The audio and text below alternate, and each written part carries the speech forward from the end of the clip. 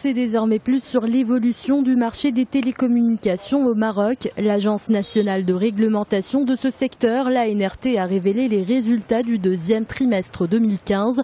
Il en ressort une baisse annuelle de 12% des tarifs mesurés par le revenu moyen par minute, c'est-à-dire en divisant les appels sortants par le chiffre d'affaires facturé par les opérateurs.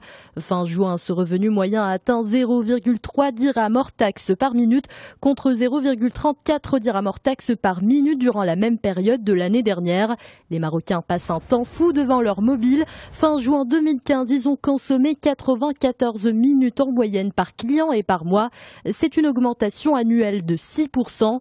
L'accès à Internet contribue certainement à cette hausse, surtout que les tarifs ont nettement baissé. Le prix moyen par client Internet a dégringolé de 21% pour s'établir à fin juin à 23 dirhams hors taxe par client contre 29 dirhams hors taxe par client en 2014. Les bilans annuels de l'ANRT sont désormais accessibles au grand public en dehors du site officiel. L'agence a lancé son application.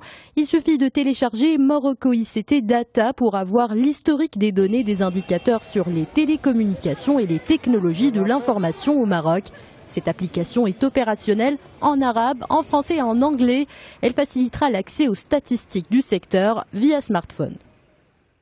Une collaboration en vue entre un organisme de la Banque africaine de développement et le Maroc. L'objectif sera d'aider Rabat à réaliser sa stratégie minière.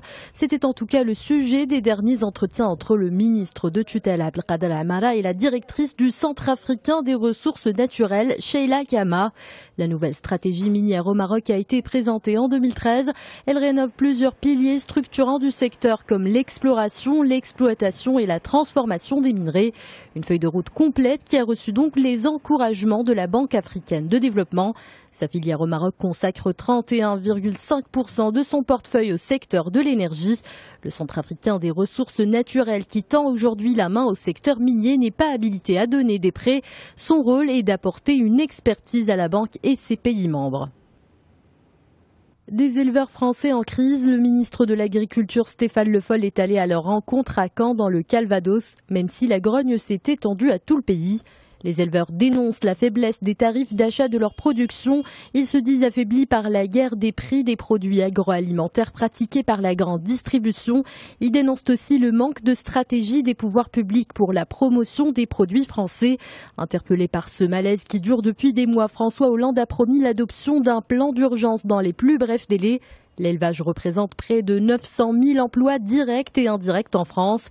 Mais aujourd'hui, près de 10% des exploitations sont au bord de la faillite. Ambiance de fête à Francfort devant la façade de la première banque islamique de la zone euro, KT Bank. C'est une filiale de la banque islamique turque, Kuveyt Türk Bank, qui avait décroché l'autorisation d'opérer sur le marché allemand.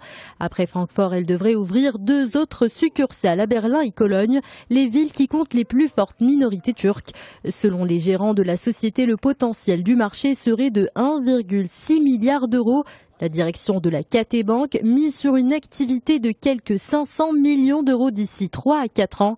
Une ambition qui pourrait être à la portée. Selon le FMI, les banques islamiques ont connu un regain d'intérêt avec la crise de 2008. Leurs avoirs à travers le monde ont été multipliés par 9 entre 2003 et 2013, avec une progression de 16% par an. Le scandale Toshiba a eu raison de la direction de la société. Son PDG Isao Tanaka a dû démissionner comme le prédisait la presse. Le vice-président du conseil d'administration et son conseiller spécial ont aussi choisi de quitter leurs fonctions. Leurs noms ont été éclaboussés par l'affaire des bénéfices artificiellement gonflés. La société japonaise a maquillé ses comptes de plus d'1 milliard d'euros sur plusieurs années suite à des malversations organisées. La direction aurait fait pression sur les comptables pour reporter des pertes et embellir les résultats financiers.